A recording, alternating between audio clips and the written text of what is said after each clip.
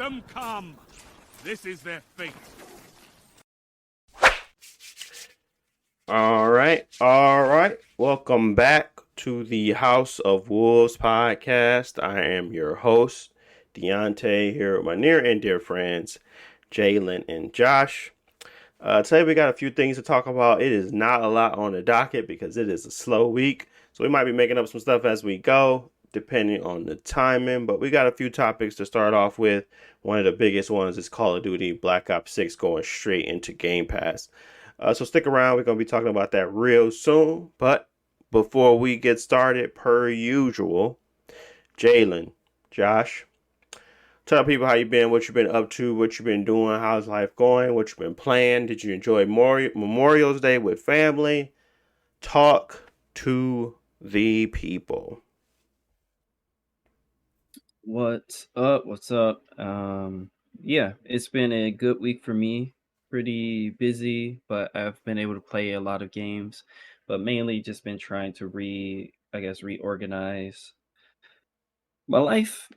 It's springtime, kind of a time renewal before we get into summer. I came down to my office area and reorganized everything. Yep. And I've been doing a lot of shopping because I want to buy some new, office furniture and things like that. One reason is because I've been watching a lot of YouTube videos about people successful in their career, Yep. and they talk about the things like how they set up their home life, how they set up their work life, and how to find a good balance in that. Because for me, I had noticed that I come down to my office, I play games, but like if I want to do work, I just will sit there for like 30 minutes or an hour, just like kind of like daydreaming. It's like I can't get anything done in this space, and I can't figure out why. Partly because it's cluttered, and I kind of got my game stuff also overlapping with my work stuff, so I can't clearly focus on one thing. So Right. I reorganized my space, made it more open. I'm gonna get rid of some of these old desk pieces and storage spaces. I'm gonna get some new stuff over the summer. I just bought me a whiteboard just because I usually have a lot of ideas, but I feel like for me it takes too long to open up my computer, open up Notepad, write down a note, and then save it. And I'd rather just write it down or something. But I hate loose leaf paper, so I don't want a bunch of loose leaf paper sitting around my desk either. So yeah, been going through a bunch of that, and that actually has helped a lot. I definitely feel more productive. I spend more time here without being tired or falling asleep at my desk. So yeah, if you have the time, clean your house, reorganize your furniture. It will definitely make you feel better, and it's just good to do. Other than that, been playing a lot of games. We'll talk about Hellblade probably a little bit later once we give our final impressions. But I played through Hellblade. I finished it off, and I started a second playthrough. Actually, just because I wanted to see how it's different. Because once you finish it, you unlock the other narrators. Yep. So the other characters will give their perspective on certain scenes. It's still mostly narrated by Senua. Senua's voices are still there, but instead of her commenting herself, most of the time somebody else will say something.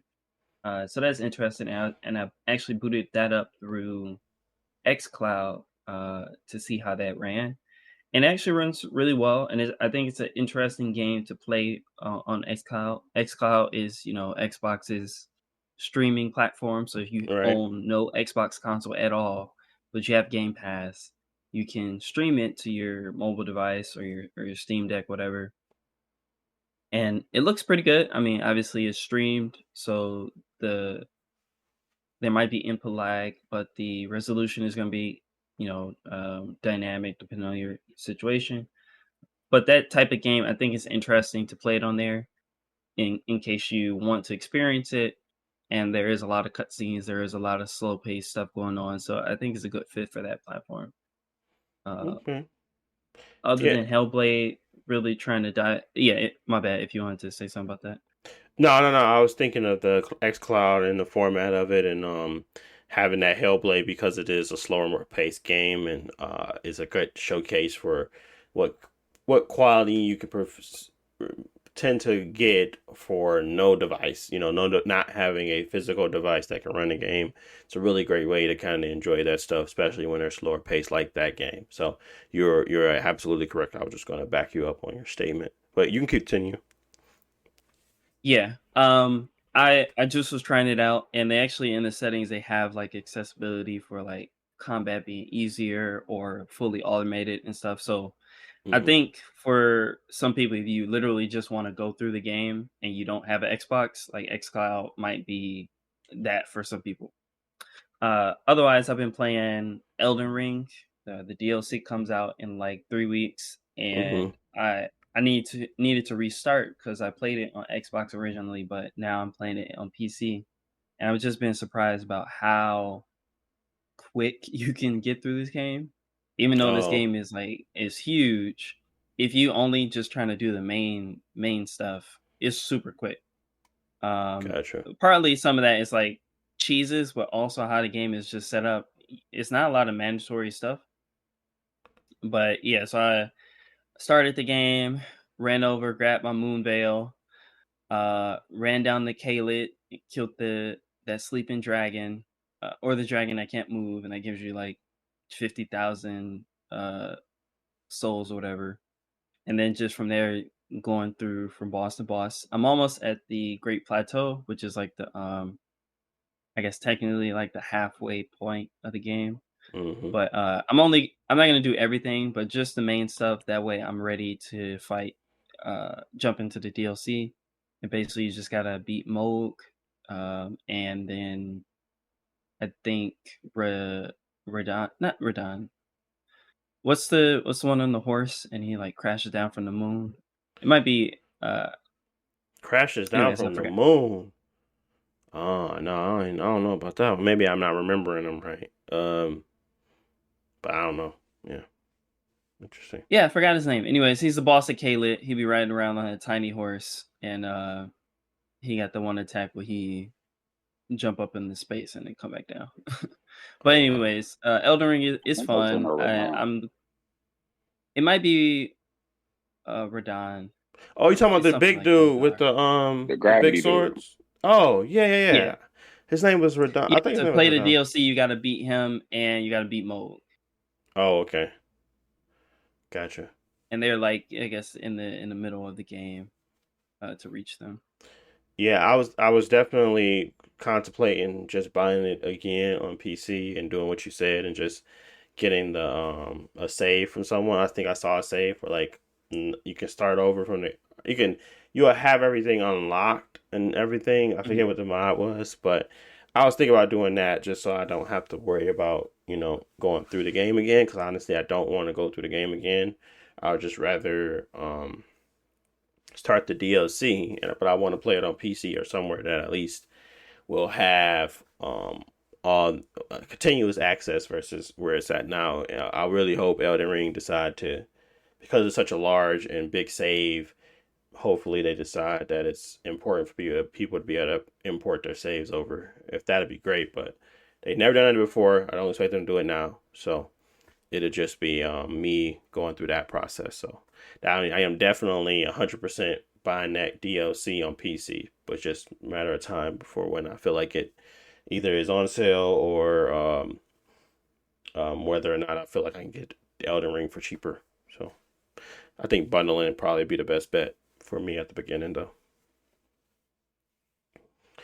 But okay. Yeah. Sorry, I didn't mean to step on it, Outside of but Elden continue. Ring. Yeah. Oh no, that was my same thought process. Like playing it on console is cool, but with console it comes with so much baggage, kind of where you're stuck on Yeah. that platform.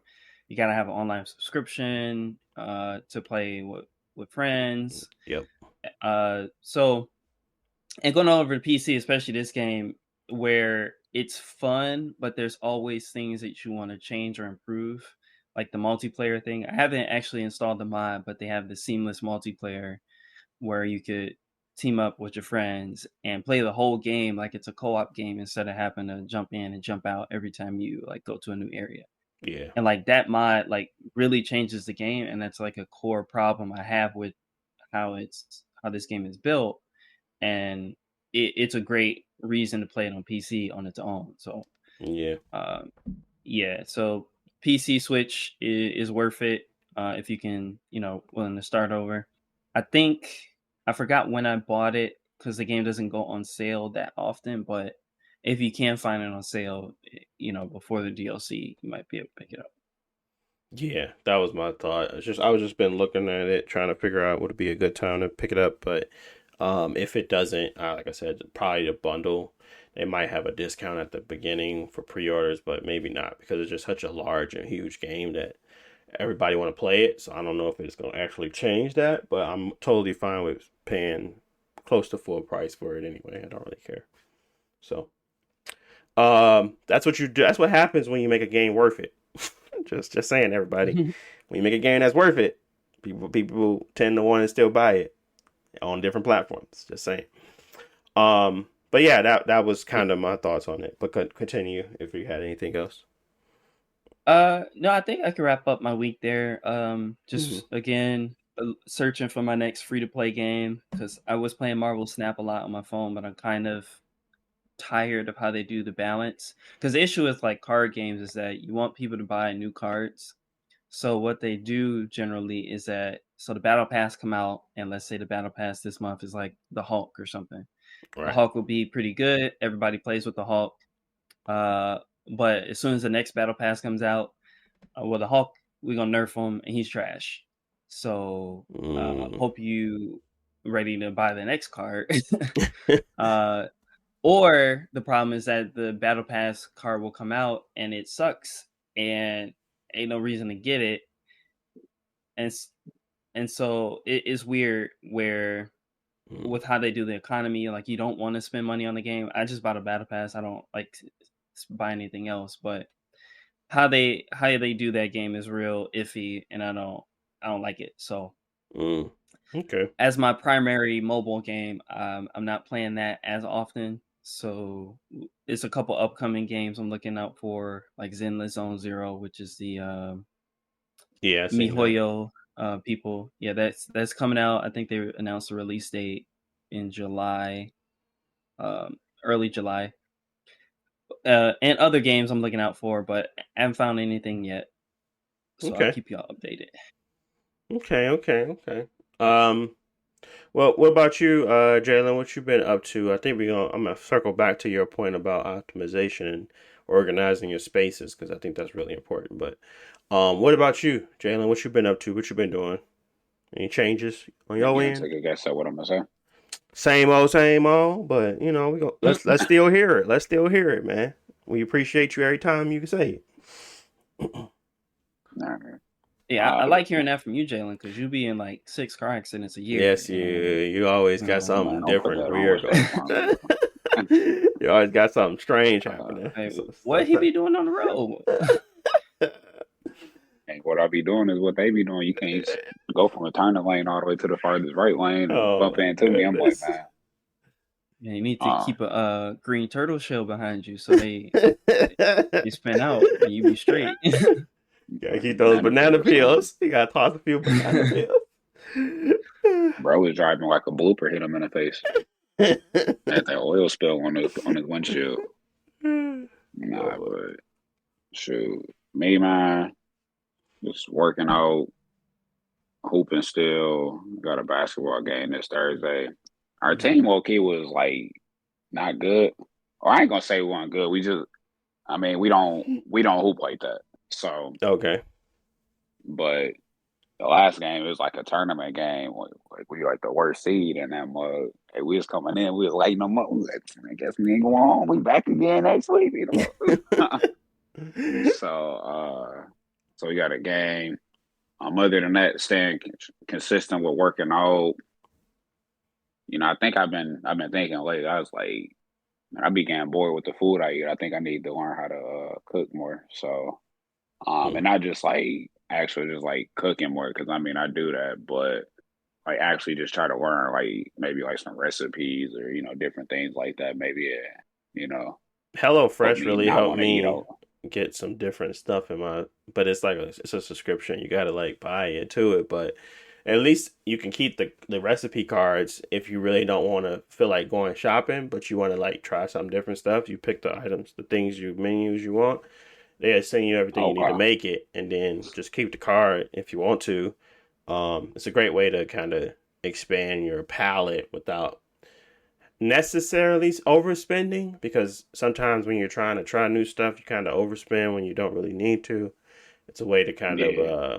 minimize that if you're looking for no subscription. So I know they got a bunch of like promotions out there for HelloFresh. You could probably get some stuff for free for a while if you check it out. But that was one of the things we did, Yeah. yeah, to kind of I had to look expand. into. I looked into some of them a little bit. I still be getting ads and stuff on. They be tracking everything, but Yeah, I didn't. I think it was something like with the price or something that it didn't seem like. Or I was looking at like the nutrition facts and stuff like that. So, gotcha. um, because I'm always looking at the labels and things like that and trying to think about the calories, the sodium, the cholesterol, all that type of stuff. So the sugar. Yeah, Um, but yeah. So I mean, I might look into that and stuff. You said they get recipe cards. yep. Hmm. Other than that, games I've been playing. Or I mean, not actually Memorial Day weekend. My bad. You had asked about that. I didn't do too much. I actually just went to Detroit like Saturday. I was hoping to catch Deontay, but he was like, "Man, your beanhead is gonna be up there. I ain't trying to see you. I'm gonna actually not come this Sunday, and I'm gonna come a different day." So I ain't get to catch him.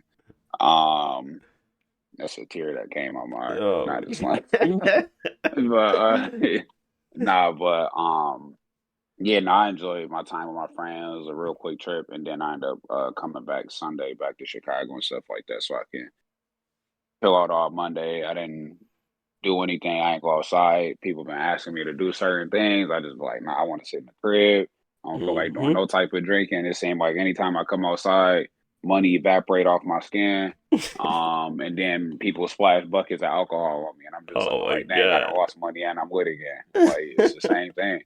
So I was just chilling in the crib. I'm like, I don't want to go outside. I don't want to do nothing. So that been feeling good. And I got some time to hop on Final Fantasy. So I've been playing that, trying to get further and stuff in that. I ain't gonna lie, the game started off kind of slow and stuff like that. I mean, but it's cool. I know they want to get you acclimated to things, but them be the things that be messing me up when I'm trying to play a game. I'm like, man, all right, man, stop talking to me, bro. Get out my face, like. Yeah, pretty But much. yeah, so but other than that, I mean, I fight the game a little bit of a challenge. I'm probably playing the game wrong and stuff like that too, maybe.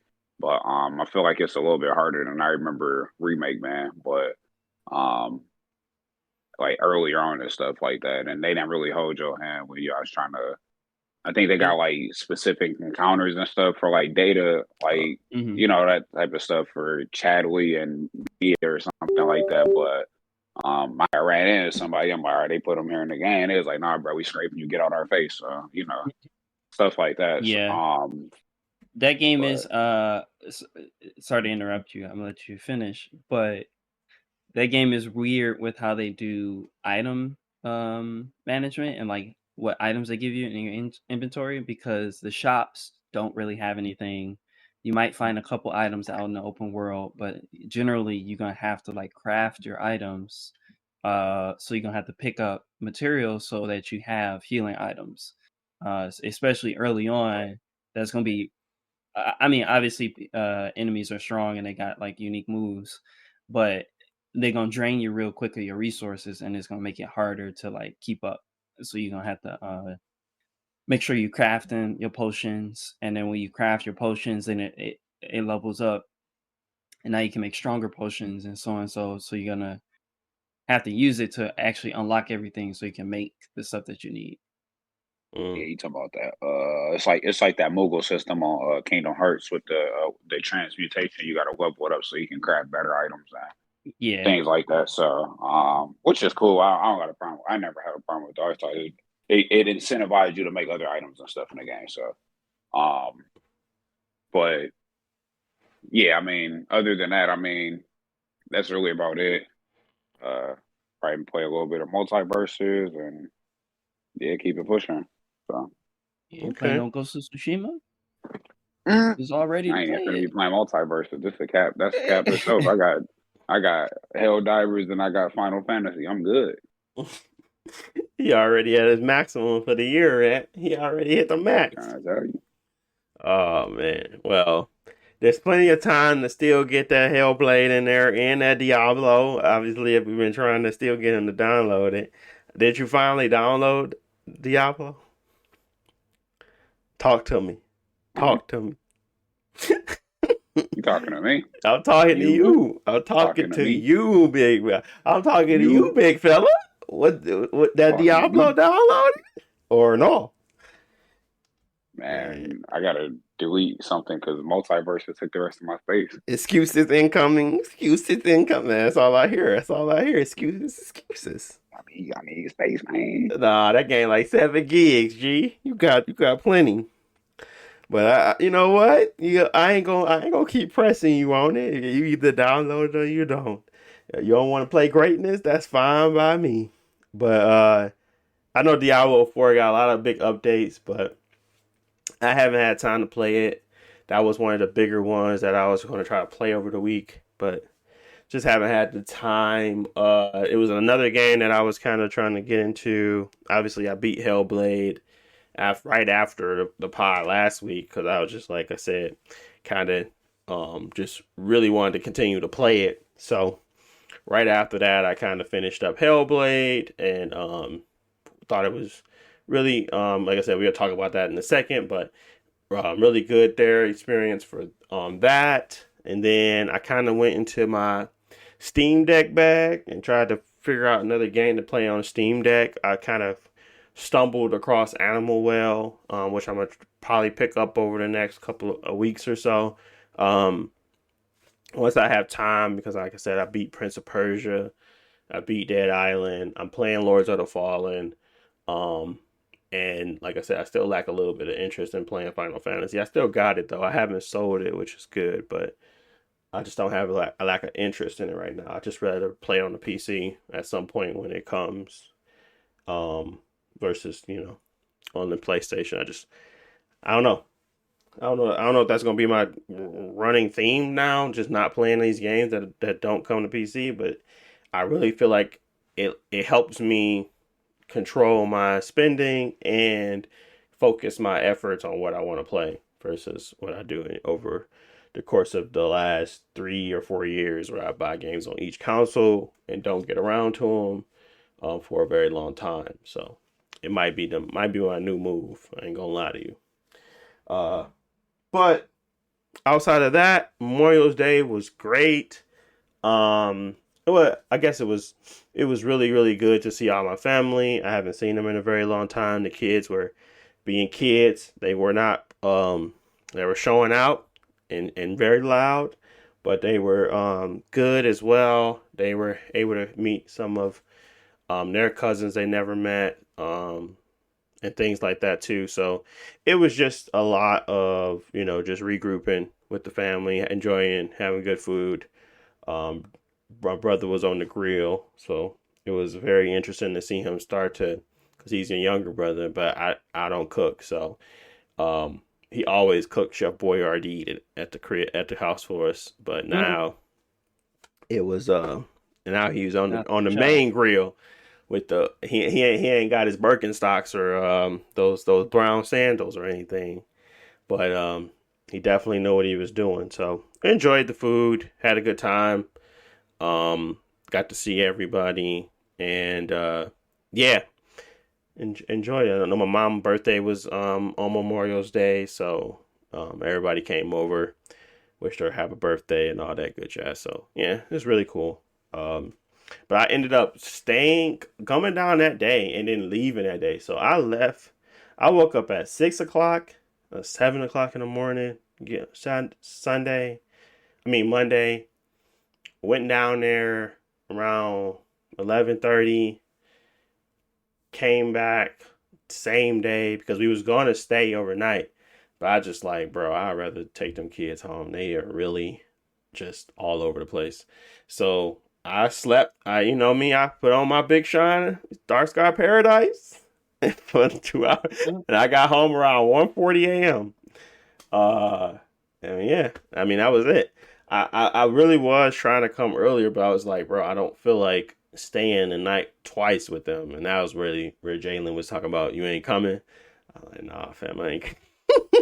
I'm gonna come on Monday, and I'm gonna leave on Tuesday. That was my expectation, but I ended up just staying and leaving the same day because of it's just a lot when it comes to twins and trying to stay in somebody else's space because I was gonna stay with my sister and they just don't have when they don't have like a routine that we can follow. They just kind of get a little too crazy. So it was a lot easier to just go ahead and just bite the bullet and drive back the same day. And it was fine. We got here. They went straight to sleep. Got some little milk in them. Went straight to sleep. So it wasn't any big issue or anything like that. But that was my Memorial Day weekend. But then I started, like I said, I was trying to get some games loaded up on my Steam Deck.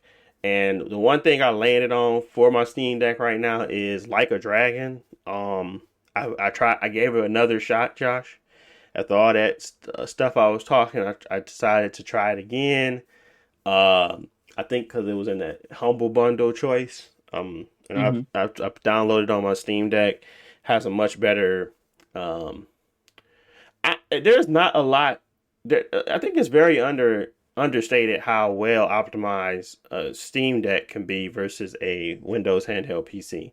In regards to it's a huge difference. It's just like as in like just that this other thing is supposed to be better, but somehow the Steam Deck still provides a better quality experience, which is insane. So just from that shift alone, I didn't have to deal with all the weird frame issues and drainage of the battery and kind of having like to try to finagle to manipulate and just pressing the button and turn it off and turn it back on. Like it's a better experience overall for me just on the Steam Deck, and that's how it's always been. But just being able to have that ecosystem of the Windows handheld was always important to me anyway, so I'm gonna keep it.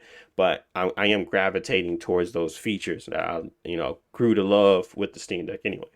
But anyways, I'm playing that. That game it's so freaking long, the intro. Like once you get into the game, it's fun, but it's like the intro. It's a bunch of stories, cutscenes, and I didn't realize how big of a cutscene game that is. Yeah. But it's just a ton of freaking cutscenes and trying to provide you story. And I'm having a good time. I'm enjoying what they're putting down in regards to the story and whatever. But there's like barely any gameplay I'm doing right now. It's just really just watching the story unfold in a way. And I'm like 4 or 5 hours in, and I'm still being introduced to everything versus like having a real understanding of everything that's happening in the game, which I think that is how they are meant to be set up. But back to Jalen's point, when these games front load you with a bunch of stuff, and they don't really let you just play and experience it, like, and get you into the full-fledged experience quickly, it does make it hard for people to continue on. And I think that was what was happening with me and Yakuza or the Like a Dragon for a very long time. I just like, bro, all y'all doing is talking. And I'm trying to brute force through it, but I think the Steam Deck is helping me because I can just pause it, set it down, and come back to it, and I can pick it up right where I left off, and it's not like a difficult thing. So just the level of or how I'm interacting with the media is helping get past that hurdle. Because man, if I had to like play that on a console or something like that, I just wouldn't do it because it's just like I'm not interested to sit there and watch it like a soap opera. But I can do it in spurts, and it's allowing me to break it up. So I have been playing that and trying to getting to enjoy it at a certain pace or in certain sections. So another one of those things, if you hate a game on console, try it out on a handheld, try it out on something else, because maybe maybe that will help the experience overall. I know that has for me for a lot of games. So cool thing, that's something to think about when you're looking at different games you want to play. But outside of Like a Dragon, I haven't really played much else.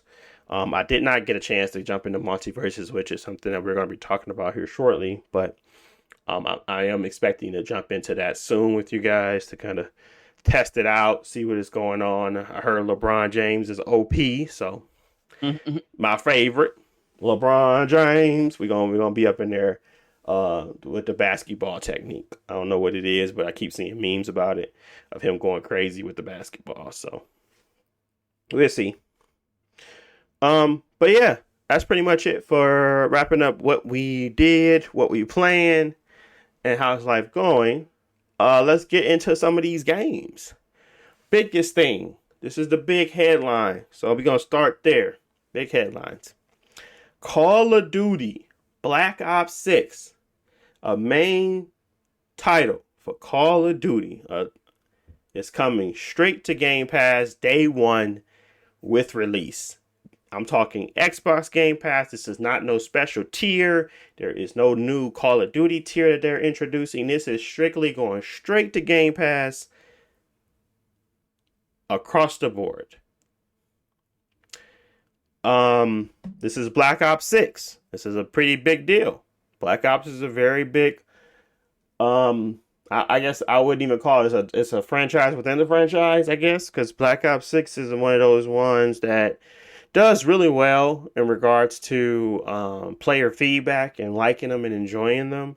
I don't know how good or bad Cold War was, but a numbered Black Ops, I'm expecting a lot of value to be had there. Now, will that occur? Who knows? But most of the time, that is what we are looking for when it comes to those numbered Call of Duty Black Ops. Jalen had no idea 5 came out, and that was Cold War. But 6 Yeah, I had the same question. I didn't know Cold War was 5. I mean, they didn't number it. You know? I was literally wondering that. I'm like, what is...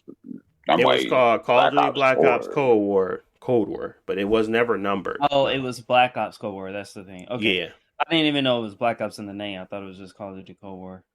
No, it had the Black Ops there. So that was that one that was technically 5. Obviously, I don't know if you guys enjoyed it. I thought the story was okay. I played a little bit of it. I thought they did a lot of good mocap. Obviously, they always do, but what is y'all's opinion? First, let me get your raw opinion on this going to Game Pass. What are your thoughts? Good, indifferent, bad? Let me hear it. It definitely is a power move. That's that $70 billion going to work. Because Call of Duty is the biggest franchise that they picked up from that acquisition.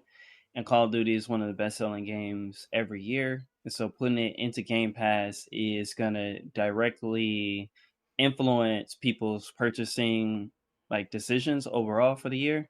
We might see a big change. Like maybe Call of Duty is not the best-selling game this year because everybody played on Game Pass. I think that's a strong move, and it's interesting to see. I thought they might try to ease into it, like some sort of trial, or you might get last year's Call of Duty game and Game Pass and a new one you can buy. But they're going straight with the new big title, straight into Game Pass day one. So that's interesting. I personally, I'm not that into the Black Ops games just because Treyarch, okay, their design decisions are always a little bit different than Infinity Ward, and so it's not my cup of tea usually. And plus, I haven't played Black Ops since Black Ops 2, so okay. I don't really know what to expect, what they're going to be doing as far as the story or anything like that. But that being said, it's on Game Pass. So if I just want to play the multiplayer or I get interested in the story somehow, I can just boot it up and play it. So I might try it because usually spending $70 on Call of Duty game is not something that I'm going to do. But we'll see. That being said, for the future of Call of Duty, I am worried how this is going to affect it. Where it's if it's not successful, does that mean it's not going to go to Game Pass ever again? They're going to go back to the only retail versions? Or if it is successful, what does that mean for Call of Duty? Because it's a yearly franchise, and so if they don't have to make a new like $70 version every year, can they just put it in the Game Pass? So Yeah, and Call of Duty has employs a lot of people over at Activision. It's a big concern for me as well. But if you didn't have any final points, I was gonna push it over to Jalen. But if you do, go ahead. no, yeah, it's just a big question mark, and I think it's a big move, and I hope it's well thought out and not like just Rush. reactionary, so that they can hit Hmm. performance targets.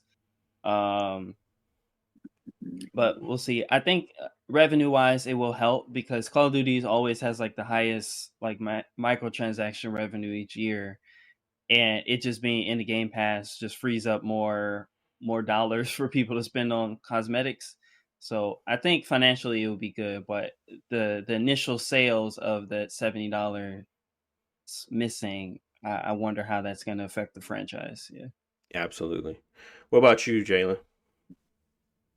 I mean, I don't really know. I mean, I would say that I think the first thing that I'm thinking of is they A trying to push Game Pass, B is they trying to push Call of Duty, or C is they trying to push microtransactions, or D I guess all of the above, right?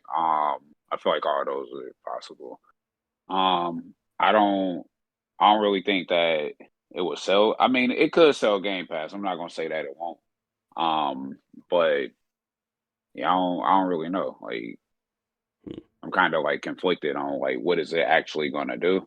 Um, I know like you had said something about like they trying to like kill Sony or whatever, but if how much is Game Pass for a year? It's definitely 3 games worth, so it's like $370 games. I think it's like $15.99 a month. Um, The so ultimate, yeah, it's it's like fits. 12 or 10 or 12 for the middle tier. Yeah, Game Okay, Pass Ultimate price is da, da, da, da, da, da, da. Why can't I get to this fast? Pretty sure it's like 15. It it's sixteen it's ninety not tiered nine off, for right? 1 month. It's 49 Okay. 99 for 3 months, but it is 16.99, $17 per month. If you were to go monthly. Okay. So I mean, technically, if somebody don't want Game Pass and they just want to go ahead and get Game Pass for Call of Duty, they could either A, just play Call of Duty for the time that they're gonna play it within that, if they decide to buy a month or 3 months, or B, they can just buy the Game Pass for the year and kind of look at, well, I get Call of Duty and I get these other games for, this price or whatever. So I mean, Yes. I think it could help out with that in that regard. But I mean, if somebody just want to play Call of Duty and stuff like that, then I mean, I don't really think they would do that. Because it's You almost like also they got to plan to pay for embrace Call of Duty. what is it?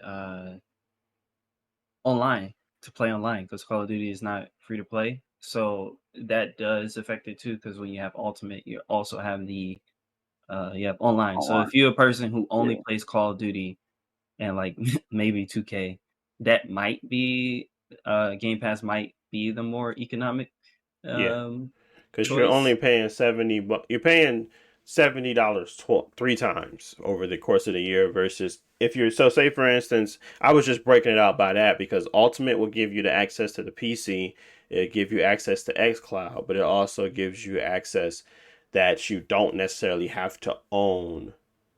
Uh, um, I guess there is. Never mind. There's tiers for both PC Game Pass, and then there's a tier for the console version. So my point was that Ultimate would give you the most value, bang for your buck, blah blah blah. And I was thinking if anybody was going to actually join into that, if they had a console, they would make sure that they would get the one that kind of gives you everything you need. But at the same time, there is a question there for just having the PC version of Game Pass, and then there's a question of having just the Xbox version of Game Pass and not Ultimate because that's all it does is combine them. So Oh, okay. I guess regardless of how we look at it, there's a value add if you're a person that only plays 3 games a year that either one of these services will provide you much more bang for your buck if you were to continuously pay them versus, but it also, versus actually just buying those games outright and holding on to them. Because you're buying a subscription, you're buying that, you're not going to own the game, but you're going to be able to play that game continuously while it's in Game Pass. So it I is don't. preference. It is preferable experience over most. Absolutely. Yeah, I think it depends if people looking at the overall value and things like that, and I think ideally paying for Game Pass if you really want to play Call of Duty, paying for Game Pass would be the way to do it. Hmm. Therefore you get other value on, can play other things, or I guess you can always just go ahead and pay, the $60 or $70 for Call of Duty and then just call it one. As far as like the statement of like when you had said something about like killing off Sony or how it's going to really affect them.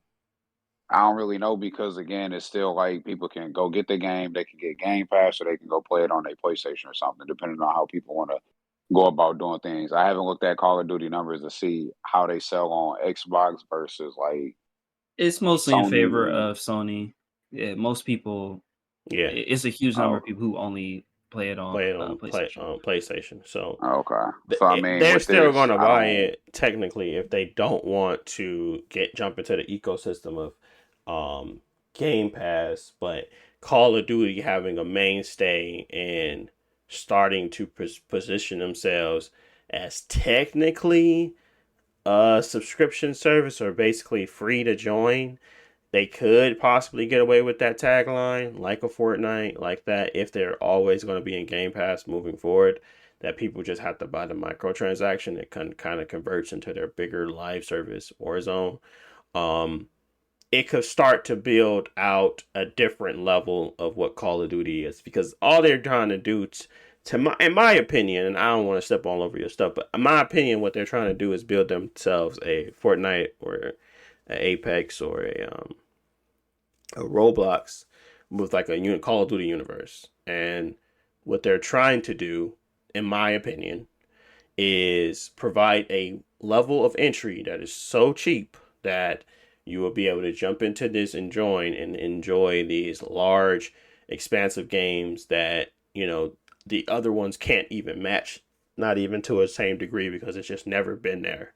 Um, and I think what that will do is turn Call of Duty from a um, pay to join to a free play to play technically, with a caveat of PlayStation because they can't just stop doing that because there is a way to access it. And if you're buying into the Xbox ecosystem in any way, shape, or form, more than likely there's more incentive to do so now simply because of that being in their system and embedded in a way that is more um, beneficial to that person than anything that Sony could ever do.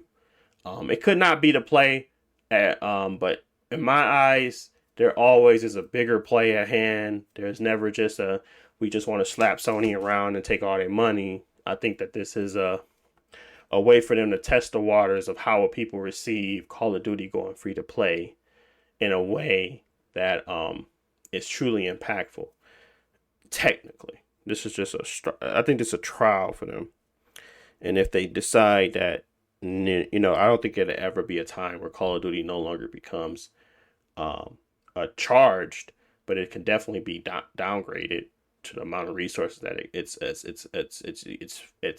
provided to no longer be as costly as it is to make one yearly. So that's what I'm thinking.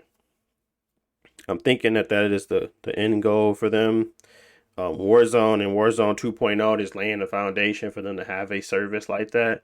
I think Call of Duty now being pushed into the Game Pass just gives them a better way of providing you an experience of Call of Duty annually free that you can go into the next game and carry all your stuff forward, blah blah blah, etc. etc.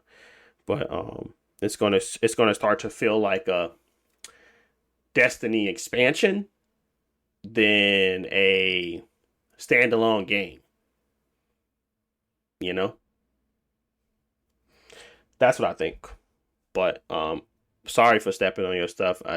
But continue with your thoughts around pricing and what that really will, how that will impact Sony.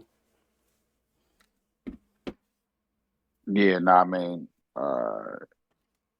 I was gonna say something about how you said they're trying to make it more like live service and stuff, and I feel like that could be the way, especially with all the microtransactions and things like that. I Mm-hmm. think that help cut costs of stuff with games. As far as like the whole thing with like pricing and Sony and things like that, I don't really think it got that much of an impact. I mean, if it's gonna be game one day pass, it's gonna be for people that got Xbox and PCs, or somebody that got a Sony console or a PlayStation or whatever. Then I mean, they just go out and buy the game. I feel like if they'd have took away, made it exclusive, then that could affect things. But then I think we'll see like similar to what we've seen with Final Fantasy, see like negative reception or um, So you limitation with don't their think that sales and that stuff would like could that. do something like that? You don't think that moving the needle on the entry level would impact their sales on Sony side? I At all? mean, it depends on how many people have PlayStation and have Game Pass. Like, I don't think it's Mm, going to make people go out and go buy an Xbox to go get Game Pass so they can play Call of Duty Day One. I don't think that's going to be the thing. Um, mm, I don't. At least for me, I wouldn't. I try to be as neutral as possible between Xbox and Sony. I ain't got no allegiance to neither one of them. But I personally would just rather just go buy the game rather than going to buy a subscription on a console that I don't play as much just to play Call of Duty on it. I personally wouldn't do that. I think it just makes more sense and simpler just to go buy the game, add a disc, and I can go mm. play it whenever I want. That Game is Pass isn't going to sell me, and Game Pass costs more than the game itself. So that is a good it's point. more value, but it costs more. Yep, good point. If it was a lower threshold, but like Game Pass only $10 a month, and they doing a little dollar thingy, I'm definitely gonna go get the Call of Duty on the Game Pass because I'm doing that little jug, and I would have paid X amount of dollars. What was it, like $80 for 3 years? I Mm-hmm. didn't did that. Now I can go play Call of Duty, and now I'm winning. Versus like, all right, I need to renew my Game Pass. So like me personally, I have Game Pass right now. I don't play enough games on there to justify how much it might cost me to get more years of Game Pass. I got it originally for 3 years because of that little, they had it like cheaper and stuff like that, but with it costing more and stuff, I don't know if I'm gonna renew my Game Pass subscription because I don't play enough of the games on there. It's a good selection, but again, it's about how much time you got and what you actually want to use your time on. So Yeah, there's already been a catch 20. It was never meant, that type of subscription was never meant for you. The type of gamer you are, you're very specific on what you want and what you want to play, and your time is very valued. So it was never a time where you was going to be like, oh, I just checked this out and saw it. Like they're dropping Persona 3, Final Fantasy, and then dropping the games like Kingdom Hearts in there, and like things that you actually enjoy to play on a constant cadence, like 3 or 4 of those games a year, it absolutely makes sense. But I don't think you play enough of those things or even want to provide that time to those things to even justify it. But that is absolutely the case for most people. Most people have a need for Game Pass in regards to the type of games that they are providing and the level of, I guess, the complexity of a gamer in an average over average span of a year. Like what I'm going to be playing versus what they provided me for free. That is absolutely has made its money back because of simply if it drops 4 games in there that I was going to pick up, that's enough to cover the amount that it costs now for games. All it did was help them when they raised the prices. It helped them justify their pricing subscription service. So, um, there is a level of value there that will never be, I'm not going to understate the value of it. I can totally understand though your perspective of if I'm not playing 2 games or 1 game, I'm only playing one thing on this thing that's not really going to help, it's not really beneficial, then that totally makes sense. But the selection for of 100 plus games and the amount of games that they're putting in their day one games now, Activision absolutely is worth it just to hold on yeah, to like as a subscription. to use something as an example is almost like all right, well, they got you got the PS5 Slim, the disc version and the non-disc version, or the digital version of the PS5, and then the disc version of PS5. Right. $100 difference is, you can easily overcome that. But again, in order to save your money, you need to do more. So if somebody's literally going to get a PS5 and they're only going to play 2K on that mug, and that's it, like they're going to get 2K when a day one when it first come out, theoretically, they're going to save, that $100. Like, granted, we don't trade games in and stuff like that no more, but theoretically, they're going to save that money because they're buying a game when it first come out. The game going to be full price. Wherever they're going to get it at, it's going to be full price. So they're saving money. But if they Yeah. want to start buying other games, and then that's when you start pushing to be like, well, this will be a better value because you're doing more, so you'll want to save money in the long run. So Yeah. that Until was a they little bit of a reach, but it's still the same premise. until they finalize the trifecta, they get Madden, they get NBA, and they already got Call of Duty. Until they take that trifecta and own it, they're never, or at least have some type of service where they paying these people to put them in there. Which I don't think they would ever do that. But if they own them, that is the trifecta. That is the common gamer that is going to pick up a game system. Not in regards to that's the masses, in my opinion. There is plenty of more 2K players than it is Dragon's Dogma 2 players. There's plenty of Madden players more than any type of Lords of the Fallen or Gears 5 or whatever. Like those, they got one, Call of Duty, right? My opinion is that Call of Duty will help them shift people that were on the fence. Like they just may say, for instance, they love baseball and they love Call of Duty. Why not buy Game Pass? You get MLB to show and you get this for the same price that you would pay for one. And they always going to be coming. Maybe the newer one going to be coming as well. So I have hope that this is going to continue on in the future. So if I pay you this, it's not like I can get my money back. I'm not buying the game outright anyway. I'm just shelling out the money for the subscription that it provides. And if some people don't use it and some people do, it still adds value because it's a collective, right?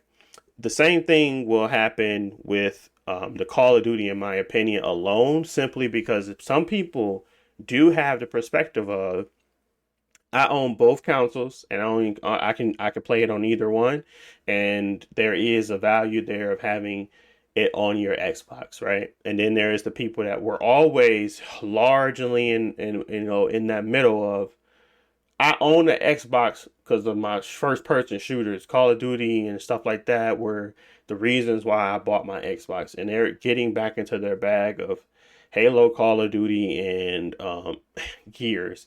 And that is the first person shooter system, right? What it does is shift the perspective of the buyer, especially the general buyer. The general buyer, the person that is going out and just buying on the platform that they find the games that they enjoy the most. There is like I said, a trifecta out there. It's NBA, Madden, and Call of Duty. Once that is, bridged and that is there, I think that they're going to be kind of unstoppable for the common consumer to want to purchase into Game Pass and play other games at that same point too. But they have already completed what they did for us as true gamers, in our opinion, is people that really want to play games and have a lot of different type of variety in their game selection. I think they already completed that task. I think it's now to go from 20 million to 100 million. They have to now boot up to Netflix level where it doesn't even matter what you put in there. And that's what's scary. I'm not going to lie. I'm scared of Microsoft's power and the persuasion of being able to sway how the gaming market moves, because Netflix put out a lot of trash, but that stuff charts like number one. Like, no, Madam Web is number one or number two on freaking Netflix, and it is providing a perspective of that trash is good, and simply because the masses will sit in drones and watch it. Heck, even I watched a little bit of it. I knew it was trash once I couldn't finish it, but I put it on simply because of access. So what I'm telling you is that the level of control they might get and obtain when they start to bring in these um, newer people that may not have a real understanding of what gaming truly is, the actual essence of it, it will cause this. It doesn't even matter, like the amount of money that they're gonna lose on Call of Duty, but getting one of those pillars of the trifecta in there is not going to matter enough for them, and that is a concern to me. I'm very nervous about the level of um, money that they can shell out and not care. That's very concerning. Um, because I do, on your opinion, I do believe that this is going to impact their pockets a large amount. Not might be that might not be as impactful as I'm making it out to be, but for a mainstream Call of Duty game to be feeding a machine that they've been building upon and that's very well oiled, right? For them to take that and provide a level of entry for $16 for people to try it and then, not keep it, and then the level of GameStop and resale value and all that stuff going away, and then it's all digital format, blah blah blah. There's not a lot of copies floating out there around there.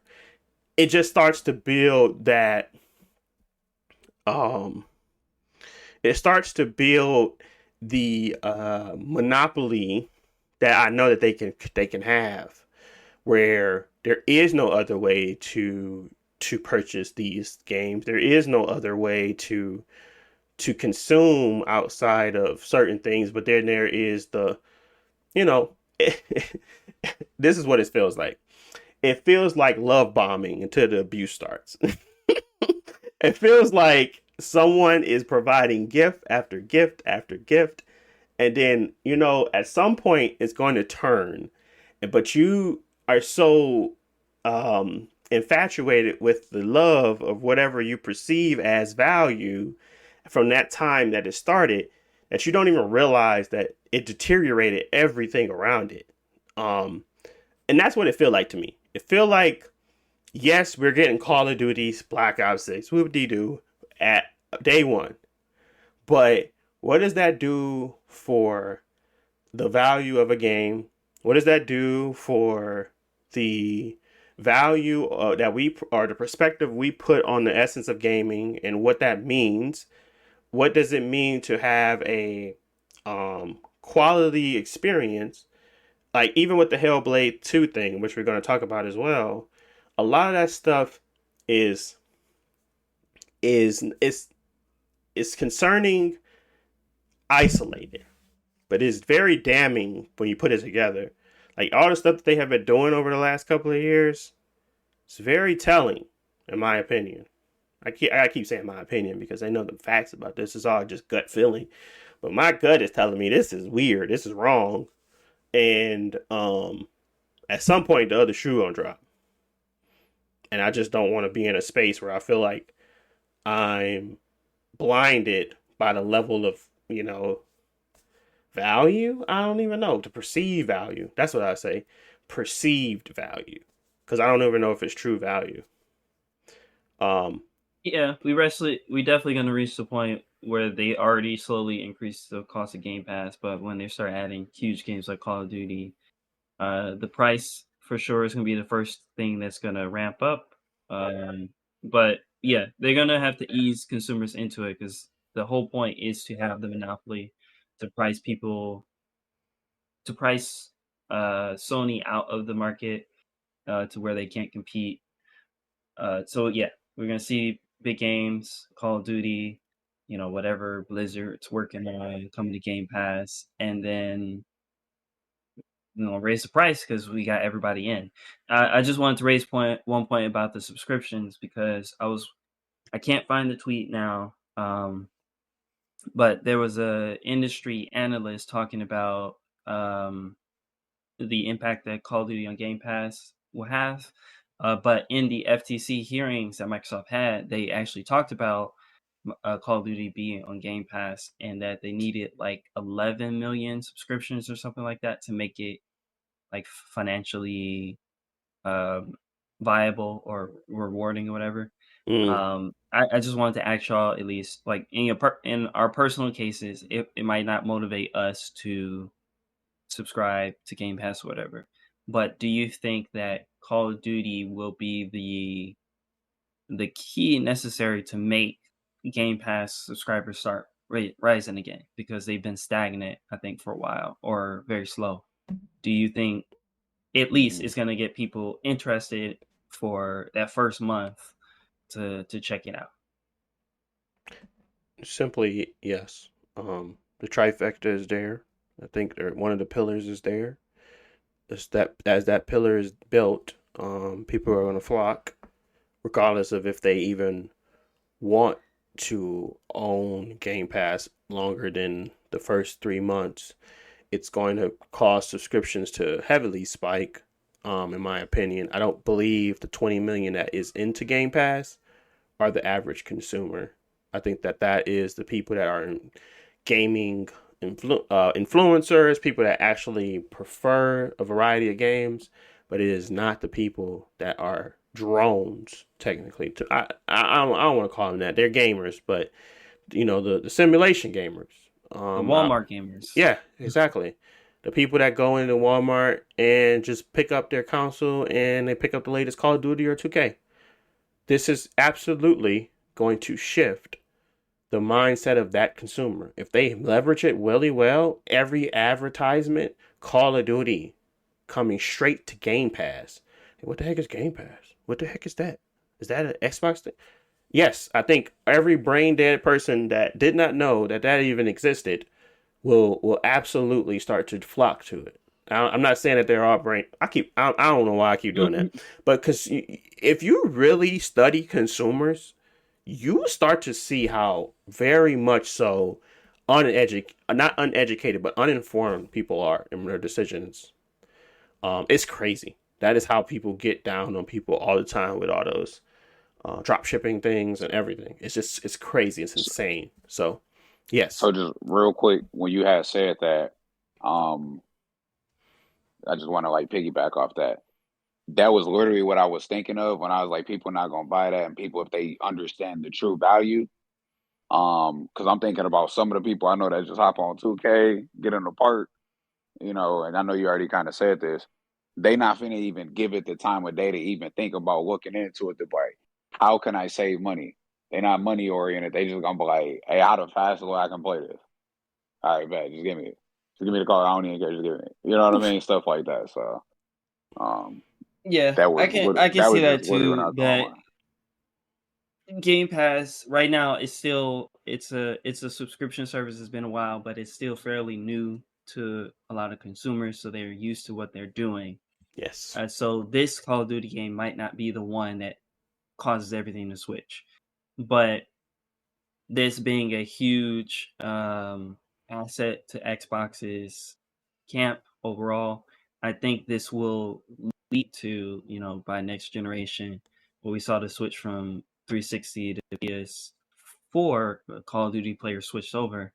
We're probably going to eventually see that switch where people are gravitating, for Call of Duty at least, gravitating more towards Xbox, because for a long time, Destiny and Call of Duty really pushed Xbox out of the FPS like market because everything was PlayStation exclusive. Yeah. But now it being on Game Pass, day one on Game Pass, it's really gonna get those consumers looking in that direction. I don't know if it's gonna get everybody to jump over, like you said, because maybe the hardcore players just want to keep everything on one box. But that being said, there are going to be people that are who are curious. Like for us, for example, we all bought Call of Duty last year because we Yep. wanted to play it. If Modern Warfare 3 was the first game that was on Game Pass, I think we would have all tried it, probably enjoyed it. Maybe y'all dropped it afterwards, but it wouldn't matter because we just subscribed for 1 month. So Right. I think there are a lot of people that are still in between that are up for grabs, but the hardcore players, I don't know if they're going to switch yet. No. The people that know about this coming to Game Pass right now are not the hardcore play and are not the consumers we're after. It's I say we, like I'm Microsoft. The consumers they're after. it is the people that are going to find out about this come potentially June 6th, come extra heavy holiday season marketing. They're going to be able to use the Call of Duty budget to do this. Like, it's not like they are not paying for it. They're already paying for the Call of Duty Activision budget because they are now Activision. So they're going to be able to put it every ending of every ad straight to Game Pass, coming to everything, but they're also straight to Game Pass. So that everybody that does not know about Game Pass that have played Call of Duty will now know about Game Pass, and at least to an extent that they have heard it and seen it. Play day one with Game Pass. Play day one with Game Pass. It's going to be repetitive because people that did not have any interest in Xbox did not have to engage with Xbox. But now anybody that has access and interest in Call of Duty has to now engage with the level of Xbox. That's it. So that is what they're doing when they're paying for this. This is what they're selling. They're selling themselves short to provide more reach. And that's fine to an extent. I do believe that this will impact this year's level. Obviously, we know that because they wouldn't have done it. This year's level of Game Pass subscriptions. But as you're to your point, Josh, this does not change the people that are on the fence or have both councils. I don't think it changes their opinion on Game Pass because if they wanted to buy Call of Duty, they'd just buy Call of Duty. This is going to change a per person's perspective on the value of Call of Duty. And if I am feeling like they're devaluing it over here and they're overvaluing it over here, should I try it on this end to see if that is the true value? I think that's the scary part, is the slope that people start to feel like, no, this game is only worth $15 versus the $70 that we've been normally paying. And like, so what is the scale for a $70 game? If you think Call of Duty supports, I would say hundreds or even definitely in the thousands of employees, they put this thing on a conveyor machine. If you feel like that shouldn't be 70, obviously we haven't felt that way in a long time. But if everybody starts to feel that way, what does that do for the market in a negative way to me? As that's what I'm thinking about. But I absolutely think the impact will be felt this year, and and if not in a big way, in a significant enough way that it impacts Sony heavily. Because that is the power of marketing. I have seen it plenty of times. I have seen it over a bunch of different ways, but the power of marketing is strong. And especially when you actually have a hook for every person eyeball, it's just common. It's just always it's everywhere, but this is the common way to do it. You now have a hook. The hook is Call of Duty. You now you promote your brand in a way that will make people want to invest and get into it. That's what I see happening over the next 2 years. And I see a lot of devaluing of Call of Duty. But I don't know. I really don't want to be like I just know what's going to happen next. I don't know what's going to happen next. But all I do know is that this is going to be a pretty big impactful change. And I'm just looking forward to seeing where it goes, and I'm hoping that all parties involved are it's not going to change the way we look at the gaming industry, because yeah, it's interesting.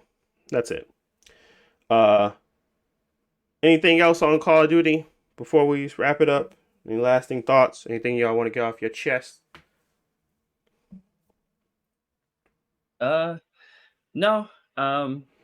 We'll see what happens. I'm, like I said, personally, I'm not into it, but I can recognize that this is gonna be big. But I mean, I'm excited to at least play Call of Duty again with y'all, because it was fun. But y'all start hating because y'all had buyer's remorse. Now ain't no more buyer's remorse. Let's enjoy some Call of Duty. I didn't have buyer's My remorse. Gamepass might be gone by then. It was the. You don't have another reason. No, he said 20. You said 2025. Stop playing, G. I bought it in 2021. You said you had it till 2025. Last time we talked. What's the maximum time you can buy it? You tell me. What do you mean? 3 years? The maximum time you can buy a game. All right. If I got it in 2021, when that joint gonna expire? I don't, You Xbox King, bro. 2024, but you told me it was something like September 2025. I could have sworn you said that. I ain't bought Game Pass since that time you told me. I think I spent $80 in November when I first got the Xbox, or December. Uh, I could have sworn you said something about 2025. I thought you already had time on it, but maybe you didn't. Okay. All right. Well, we'll see if he had paid his $16.99 to join us on our ventures in Game Pass, Call of Duty. Anyways, let's move on to our next topic. Final thoughts on Hellblade. So, Final thoughts on Hellblade. yeah, final thoughts on Hellblade. Hellblade 2 for me was an experience. It wasn't really a game. It felt like, it had gameplay moments, but overall, it just felt like a really cool story to be a part of, and definitely had some of the best technology to involve you or feel like you were engulfed in that world. As I was going through it, I felt like there was a lot of I was feeling her experiences. I don't even know if I was necessarily taking it in the right type of way the first time around, but the second time around, it definitely resonated with me. I valued a lot about what they were trying to portray. I valued their polish. I valued the no cuts. No, they did the God of War. No loading screens. I valued a lot of the polish that I usually see from a Sony exclusive there. I just wanted a little bit more of it, but the sequencing, the sound, the gameplay, or at least the gameplay that was there, as well as the pacing, all felt just right. And I feel like they just hit it on every one. So I personally rated it a 9 out of 10. And that's simply because of how much value I put on the experience, because I care very little about the gameplay at that point. And I think they did themselves a good thing, on my opinion, because I felt like the additional gameplay experiences that they had on the first game made me feel like I was judging a gameplay experience. This, because they lessened it, which is crazy, they lessened something that they had before, it helped me grasp that it's an experience more, and that I don't really care about what the gameplay looks like. I just felt like there was a journey to be had, and I was happy to be on that journey with her. So, 9 out of 10 for me. I will pass it back to my esteemed panel for their time. That's my time. Go ahead. Yeah, I enjoy Hellblade 2 a lot. Like you mentioned, the graphically it always impressed me. Like every area, every scene was amazing. The character modeling and the acting, and I really liked how they did the animations, especially the combat animations, how it smoothly switched between each fight, or like just how, even though a lot of it was scripted, it felt very good and felt very intense in those battles. And I Mm-hmm. also really like, of course, the sound. The sound was the great thing that they had from the first game, which is they continue to do. And there are a lot of scenes that I remember, like being in the village where they're doing like the fire ritual, and then Mm-hmm.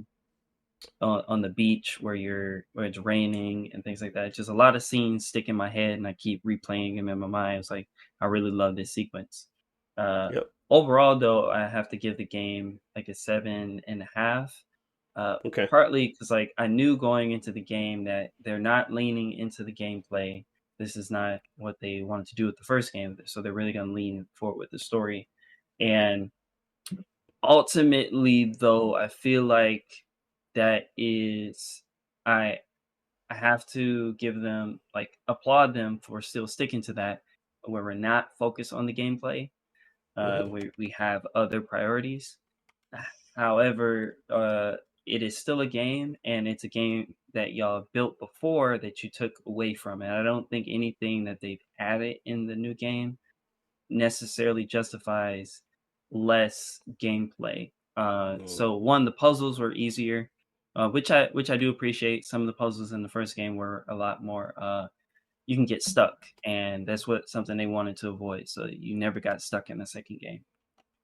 But the combat, removing the ability to like kick or removing combat abilities, uh, I don't think really helped out because the combat is still fun, is still intense, and having a few extra moves wouldn't have changed that. It just made it more um accessible because Hellblade's combat, I think of it as like rock paper scissors. You know, your opponent, they can hit you hard, you're gonna fall down, you're gonna take a lot of damage. So you're waiting. All right, am I gonna hit? Am I gonna block? Or am I gonna dodge? And in the first game, I felt like you had more options to manage that. But the right. situation now where you can't interrupt your opponent anymore, you have to just wait for their turn to end before you can attack. And that puts you in a situation where it's like, okay, this enemy, he's going to swing 8 times. I can't do anything about it. Just keep rolling, keep rolling, keep rolling. And that's fine in certain games, but it felt very limited. It was like, okay, I'm literally backed into a corner gameplay wise because I can't do anything because I can't interrupt him. And so that was Right. frustrating. Obviously, you can use focus, but you got to wait for it to charge and stuff like that.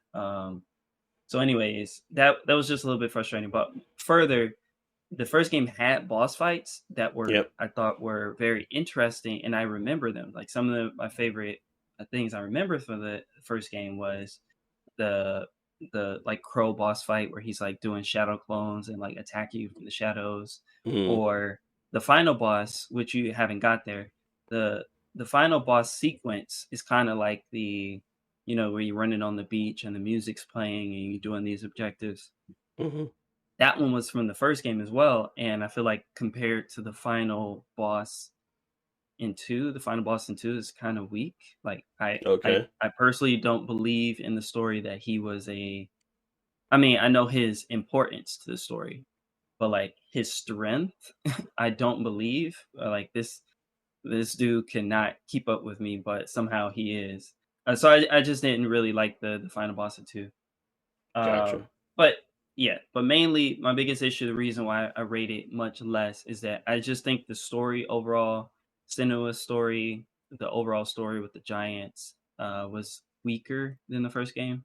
Right. I'm not going to bash that too much because it is a overall still a character journey, even though I felt her journey in the first game was more impactful because I understood why she cared so much and I could see why she struggled so much for something so personal. Whereas the second game, it's not so personal to her and she's going through some struggles. And I don't really feel the overall connection between the characters because overall we're kind of just met each other type of thing. But overall, I'm Gotcha. not gonna rag on to the story too much. But the first game, I would give that like a 9. It was one of my favorite like last generation games. Uh, if it was just the story I was judging 2 on, Hmm. I would give it 8. But the point 7.5 is just because that missing gameplay, I did feel like I noticed it once I Yep. was done. I kind of felt like I wish I had a little bit more gameplay. Like obviously they could have overdone it, put too much, and it was frustrating.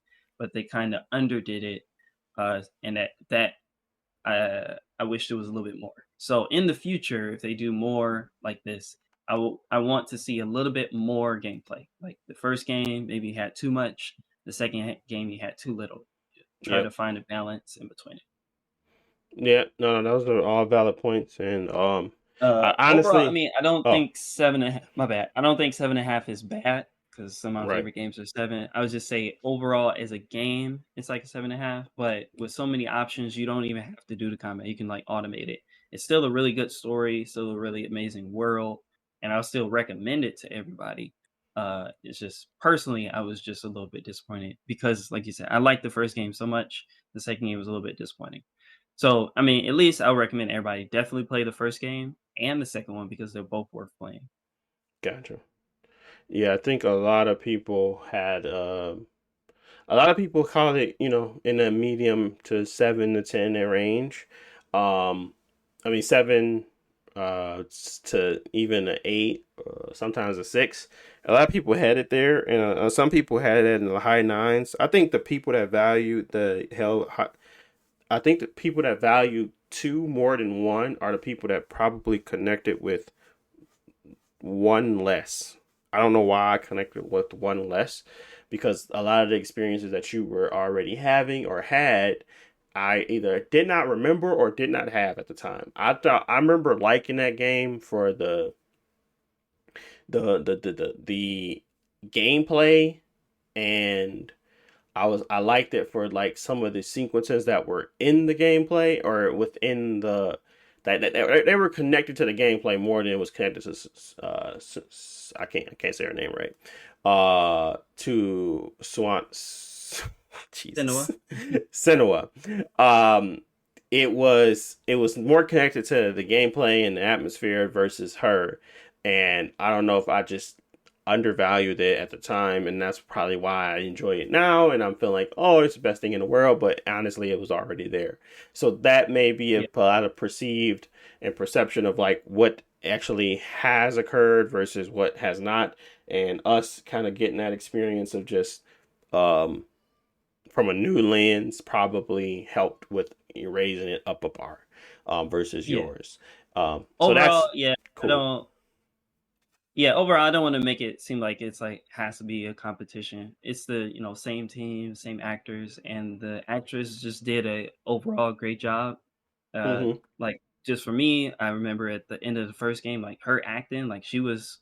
I mean, she won a lot of awards, obviously, but like she was really putting in the acting in that first game. At the ending, it's like, okay, I can see why they picked this girl for this role. She's amazing. And Right. yeah, just continued it. And yeah, I just didn't connect as much with the second story because I connected so much with the first one. So I was hoping that, I really get that same performance. But I mean, overall, she was still amazing. So Yeah. Okay. Um, anything to add there, Jalen? Nah, nah, I ain't got nothing to All right, no worries, no worries. We got one coming up next for you. So we're gonna switch gears to multiverses. Jalen, tell us about your experience you had with your couple of fights. I know you said you was playing some weird mode, but um, how's it feeling? Is it feeling like a like a worth a difference? 2 year Yeah, 2 year worth wait. worth that 2 year hiatus, or not really enough Then just two time? years. It's been I think it's 2 years. Oh It's wow. been like a year and a half. Uh, It got to be close to that. yeah. No, I mean, shoot. I had one back and played it. I didn't get to play it that much. I mean, they make you play like a tutorial. They gave you a lot of like legacy items or like cosmetics type of stuff. So people who already played the game don't feel like they gotta like start from day one or whatever. Hmm. But I mean, I feel like I haven't played an online match or anything, but I feel like they had. Y'all can correct me if I'm wrong. I don't feel like they had any single player content for real. But it looked like they added some single player things on there. I Yeah, was playing a that's new. game fighting like a okay. Yeah, so I mean I was doing like some rift thing. I'm guessing it's like a harder fight basically. Like the dude is a little bit more got more defense, take less health, do more damage type thing. But I mean, it seemed like the game is okay. I mean, it's how I remembered it. I think when we get back into like the 2v2s and playing online and seeing like like the net code and how much lag and delay, you know what I'm saying, all that type of stuff. When that stuff started occurring, I think that's when we would kind of get a feel for it because originally that was the issue we had stopped playing the game. I mean, they fixed Taz and then that update when they fixed Taz, they like destroyed the game. So it just started lagging way more, and you swinging at somebody, your boy like, hey, why you run over there for? You like, what you mean? I'm whooping bro for you, and then you just die. You just like, oh, okay, I guess I was across the screen. So, but I mean, it's cool so far. Hmm. Okay. Well, any new I know the new characters are pretty much just Jason, and I believe there's two others. I know Jason, I know there's Joker, and then there's this like orange thing. I don't Well, remember. there's 3 characters at launch, and there's one more coming out in like 2 weeks. Yeah, Jason Voorhees, he's the Battle Pass character. So I think how they did it, everybody who played the beta, or I don't know if it's everybody, but some people got the Battle Pass for free, based on what you did in the past, like if you bought a version or something like that. So Jason Voorhees, he's the day one Battle Pass. There's this banana dude. I don't know what he's from. Maybe like Adventure Time or something like that. He's a character. Mhm. Um, the Joker is out now as well, and then Agent Smith from the Matrix is coming out in like 2 or 3 weeks. Um, I think you can unlock him for free or something like that if you do like a challenge in the game. So overall, yeah, like 3 or 4 new characters at launch. Um, and I guess I can just give my quick impressions that I also have not played online for 2 reasons. One, I didn't have the time, but two, I live in Japan. And guess what? Multiversus is not coming out in Japan. Oh wow, really? So I went on Steam, went to the store page, not available in a region. I can't even see the store page. It won't let me see it. But I downloaded it on my account, and even if you switch regions in Steam, they still keep everything in your account. So I can just download the old version of Multiverses and update it so I can play it that way. Also, I download it on PlayStation as well. So I'm not locked out, but it's just it's a weird thing. So I don't know how the lag is gonna be for me because they probably don't even have servers here. So I'm be connecting to like California or something to try to play the game. Uh, Oh boy. so my online experience might not be that good, but what I is it's been positive because they didn't block me out like they used to do before. And when I tried to log in from Japan, it would just block me and I couldn't play at all. But two, they also have some single player content. So at least if I'm playing by myself and I don't want to have like a weird laggy match, I can play this player content, which is still fun. That way I can enjoy the game, still see if I like it, and have fun. They also have co-op for the single player stuff, which I haven't tried yet, but that might work for us as well. Maybe we don't want to play it, fight one of the hard bosses, if we don't want to play online. Overall, the package feels finished. The shop it has some interesting skins.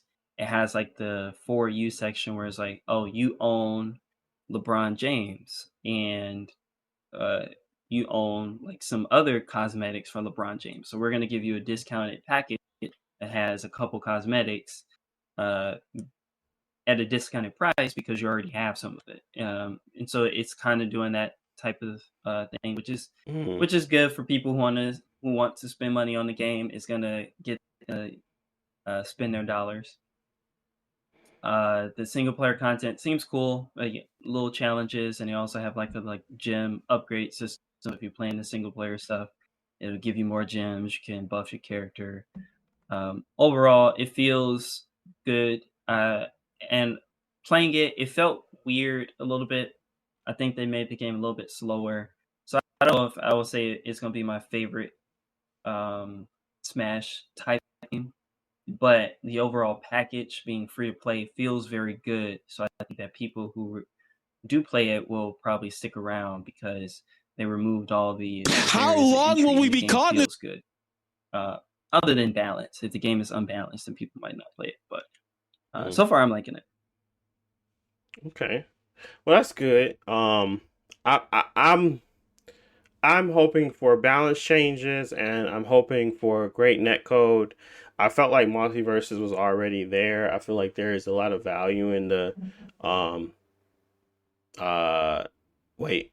Yeah, I felt like there's a lot of value in the actual game and like their actual universe, like Mr. Smith, and having a Matrix characters, having Joker, having Jason. All that stuff is really, really cool to me, and I feel like there's just a lot of value in the type of characters they can bring to life on the screen. and in cool, unique ways. I just feel like there's a lot there. So I always felt like I had like a hope for it to kind of go the distance, but really they have to nail those two things: netcode and gameplay balance. So really, I'm looking forward to jumping in and really feeling those changes. I hope that they are very just in your face and prevalent, that they're not just hidden, and that you can tell that they did a lot of work versus just slapping a new coat of paint on it and calling it a day. So I really want to see that when I boot it up for the first time. Um, so yeah, I'm looking forward to it. I definitely will like the Smash clones more than I like Smash, but y'all know me, that's how I am. But I'm hoping that there's some true value there. Anything else to add before we move on from Multiversus? Because I didn't really have much. Um, no, I mean, I guess we don't play fighting games that often. You got Tekken earlier this year, and Street Fighter just dropped its newest character, and I still haven't booted it up. Yep.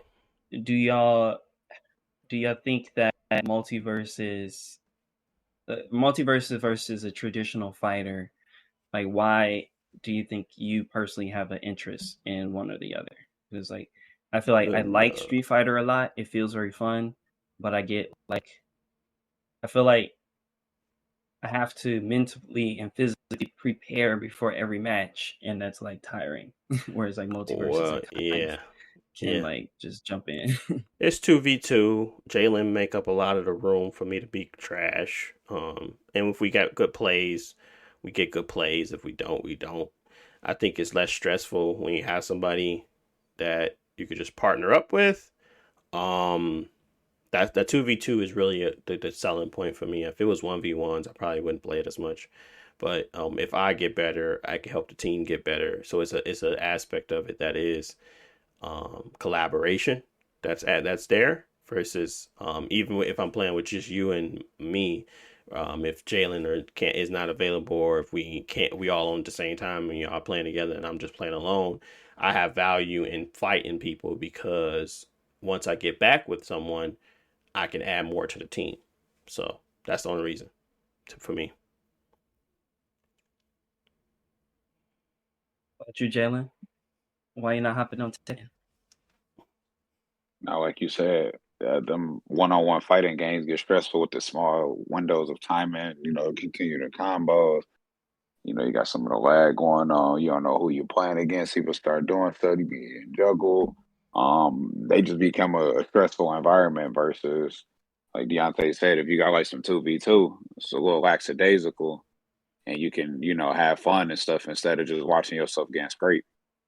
Yeah. Um, I think all that stuff makes the game easier. That's part of the reason I like playing a fighting game. If I get annoyed when trying to do an input and it don't go through, and I usually just stay away from them because I get annoyed playing them oftentimes. So those games Yes. drive my blood pressure up more than anything because I'm like I've been trying to do quarter circle for the past 2 times. I'd have missed 2 combo juggles, and then now I done fought hard to get this juggle, and I can't. I keep messing up because I done missed my quarter circle. I done missed this window. I hit the button too fast, and it's almost like hit the button at the wrong time, so you mess everything up because them games be smart like that too. They like you pressed it too soon, so like it nullifies everything else. Yeah. So Mm-hmm. that type of Yes, stuff, like it drives simplified me crazy. controls is a great way to kind of keep people engaged, and just like what they did with the modern controls for Street Fighter. If they didn't have that, that was a true value add for me because I don't have time to try to learn everybody, but I can get decent enough with people to kind of understand what they can do and what people can't do, and then they have really cool indicators in the corner, like if you're using classic or modern. It kind of just opened up the breadth of the that, and it came more engaging for Street Fighter. So still, in my opinion, like even though both do it, I think Street Fighter does it better, and I find Street Fighter to be the more uh tactful or more tactical game than Tekken. To me, everybody feels a different way. Everybody has a different opinion, but to me, I feel like Street Fighter is the more Boots on the ground, level headed, not really much. You're really kind of using your skills of perception and understanding determining the next move to win. Versus Tekken is a lot of juggles, a lot of things that you can do to kind of create space, and you're playing in that 3-dimensional space versus a 2-dimensional. It's a little different. So, all of them I approach differently. Tekken by far is the most um that is the most that's the one that I care about the least, even though it's probably the one I'm having a decent amount of fun with right now. But I care the most about Street Fighter. And Multiversus is definitely one of those ones where it's a lot of collaboration there that drives me to keep playing it. So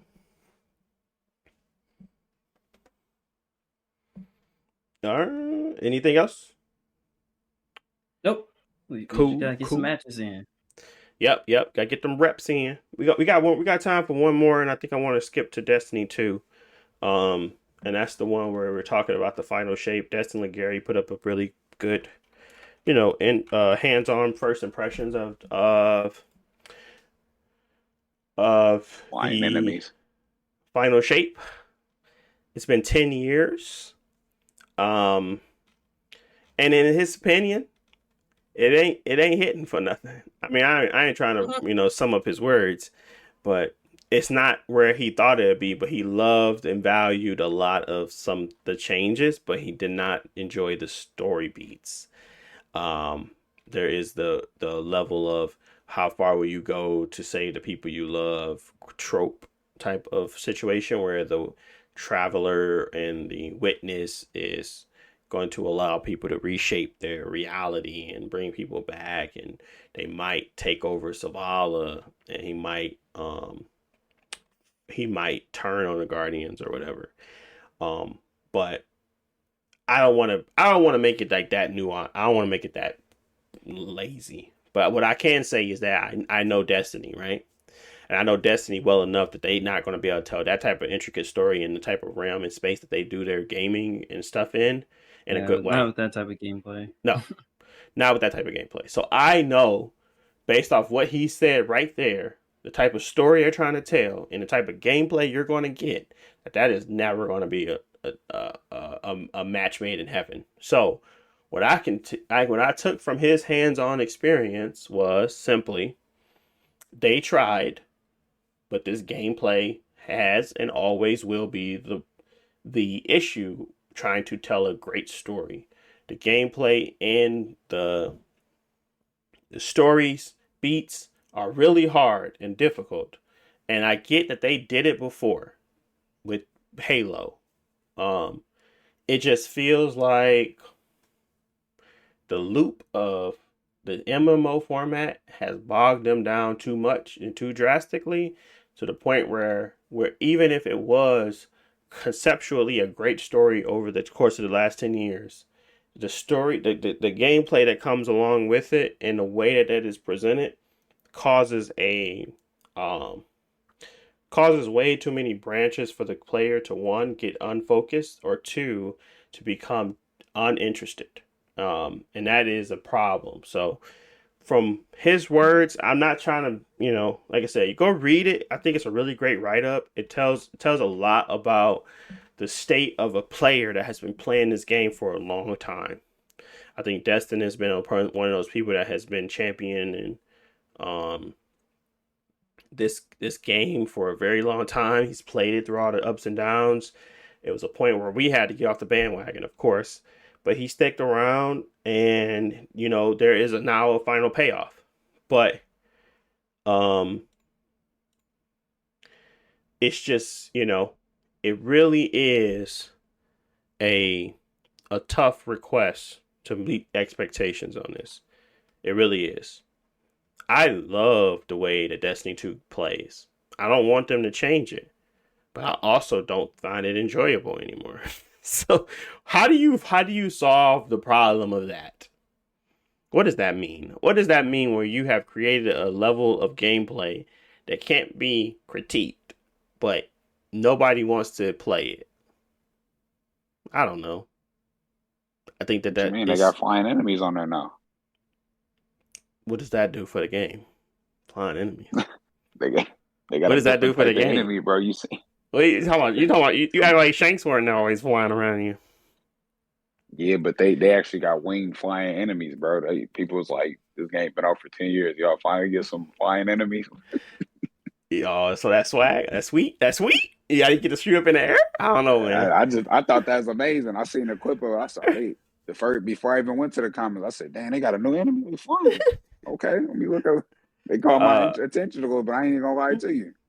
yeah, I mean, no, not for me. I think that there's plenty of things that they can do to revamp themselves, but I feel like all of it hurts what they are at their core. I was one of the champions of tear it all down, start over, and I still think I'm gonna be an advocate for that. I don't think I changed my perspective on it. Tear it all down, start over, because at this point, Destiny 2 and Destiny in the universe itself has become um, too big for its own good. You reselling the same stuff we already own. You bringing back things that were taken away. You are this model that you put yourself on was never sustainable. And it was never a way to really please everyone. Destiny tried to do something impossible, tried to please everybody, and I don't think that ever works. So, you might not please the story people. You might please the gameplay people. I hear a lot of good things about this new class of darkness and light coming together. But that story is probably going to be crap. Just my opinion. Or at least not the story, but how it's told. It's going to be bad.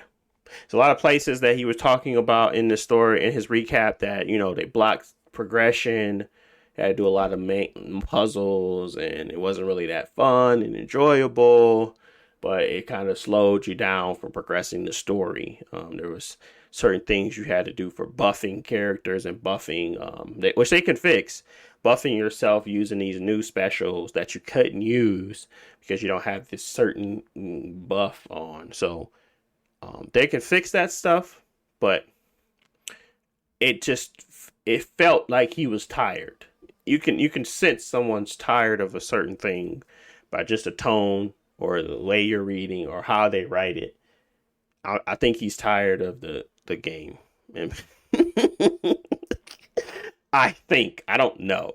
But what it sounded like was that he had some great spots where he found fun enjoyment, but the story wise, it is not going to be it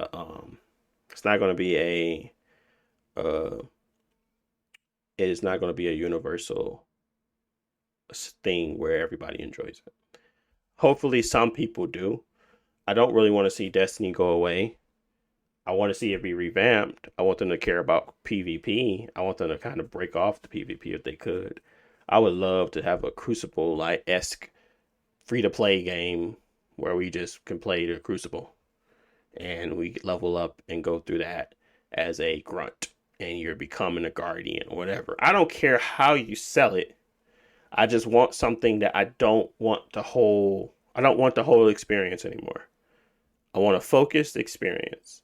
And if you can do that with the gameplay you guys have, I think I'll come back and play it. I wouldn't have a problem with that.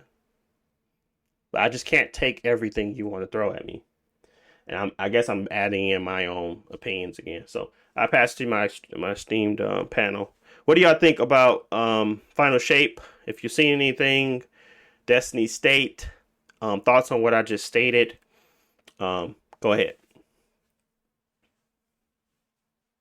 Yeah, man, I'm trying to think of what Destiny could do about this story that can keep the current players happy and people who like me who hasn't played in a while. And I don't know what they can do. I think, like you said, a fresh palette cleanse might be the best thing. But like for my problem, Destiny always set up so many different plot lines and different characters and different things that literally ended up being nothing. Or if they Yep. did end up being something, it was something small or minor, and it took 6 years to get there, and that is always disappointing. Mm-hmm. So at this point, I don't even know what story I would jump back in on because I don't see anything that I was ever interested in seeing the end of.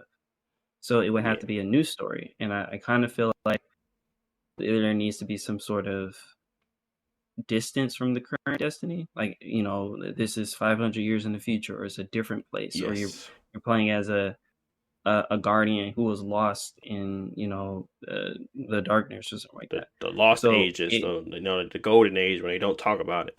Something. yeah, something different and removed so that you can start to build up characters. And I think that's the whole point, that they dropped the ball on so many different things, that when you try to come back, it's like, oh, now we were supposed to care about Zavala. It's like, to me, Zavala is an NPC. Like, he does show up in the story, but he's mainly there to give me bounties. And it's like, you haven't done enough work to build up this character, and the work that you have done has been too slow to make people care. Right. So, anyways, I think Destiny can be great. Like I said, I love space sci-fi, and I always talk about Warframe, and it's because they built a universe that's interesting, and they put the time in to have the characters do the interesting cutscenes, and you see them grow and change over time. So they acknowledge that people care about the story, so they're putting the time into it.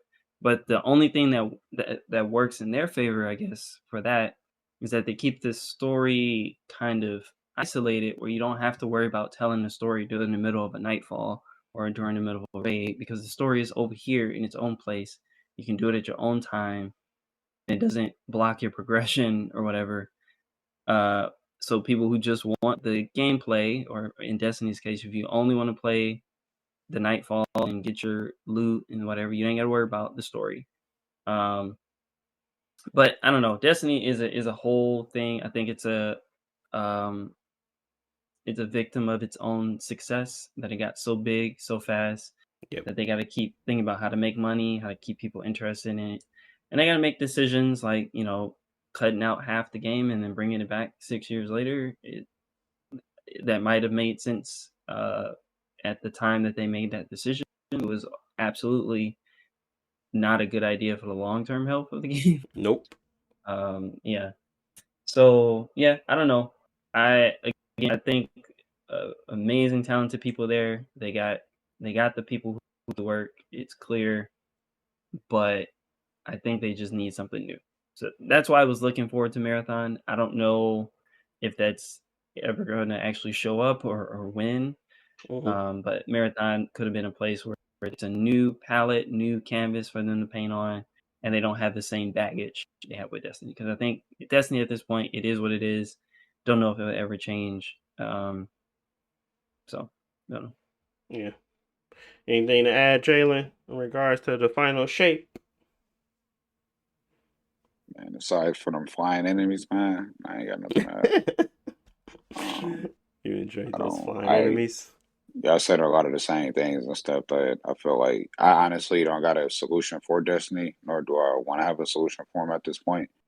I think you just gotta try something else. I do, like Josh said, like the space. I thought they had good music, the sci-fi, all that type of stuff. And I think they did a lot of good things with Destiny 1, but Destiny 2 just the evident. Hey, we trying to get rid of old content. We was confused. And then even older content from Destiny 1. We know y'all like that, so we gonna get rid of all the Destiny 2 content and sell y'all back the Destiny 1 content. Everybody Yep. wins. Not Yeah, so we got the Crota's End raid in there now. You got so much stuff from Destiny 1. It's just like, bro, what is happening? So, I definitely think both perspectives is right. I think that, um, I think there is a way. I think there is. I think there has to be some type of breaking out of the story and the overarching world, and bringing the story, like Josh was saying, separating that from the entire world. I think that Destiny has a great amount of lore that can be capitalized on. They could I could definitely see myself playing a single player experience in a Destiny built world. where it was meaningful, impactful, and maybe the stuff that I do in this world can be taken up to the full-fledged experience. I see a lot of value in what Call of Duty does with the story stuff that you can do and then take your weapons and guns up into Warzone or whatever. I see a lot of value in that type of progression system. If I feel like engaging the story, I just engage the story. It does not have anything to do with being online, talking to people, trying to keep people to play, trying to keep people in the pool of game activities. It should be its own thing. I don't want to talk to nobody. I don't want to see nobody. But when I take that experience, when I go away from that experience, and I go back to the real world, and I go back to the whole main universe or whatever, I take those experiences with me, or I take that, that situation or whatever with me, and I think it adds value. And I think that they could definitely shape a world from Destiny. Do I think that there's plenty to play with? Absolutely. I think we talked about it just really quickly. We haven't played this game in ages, and I know a lot more about what I think I know. Like the Golden Age experience, understanding the what is it? No, it's not the Iron Lords. What is Saladin? Was he an Iron Lord? I forget his name. I forget what they were called. The Iron Banner people? No, yeah, it's Iron Banner, but it was when we went to their mountaintop. Yeah, the Iron Keep. But it was something that they were called. I think it was called the Iron Lords, if I'm not mistaken. Yeah, I think it was Iron Lords. But understanding all of these things they have already set up, right? Like having worlds built around them and having a guardian be able to go and engage with all these different worlds and not have it all interconnected. Like this world is for this thing and that's it. And this world is for this thing and that's it. And I understand what they were trying to do with all like the different type of and keeping it all connected, but I really think that they have been so vague but so expansive that they could fill in the vagueness to a very large degree and make it a full, complete experience and never touch it again. That is the type of value I see Destiny having over the course of time. But this thing that they're doing now, this pieced up, try to keep everything engaging, hinder ourselves because we have to throw in a strike and a raid and this because everybody has to play this activity, is super bad for lore building and truly adding value to your game. Like they cannot, you just can't have both. You gotta pick one. And I think what they keep picking is money and monetization. And they really should just pick, the value of a story, a great story. And they saw that. They saw it with the Witch Queen. People really resonated with that. And I'm not saying that it was amazing, but it was a much better than what they did before.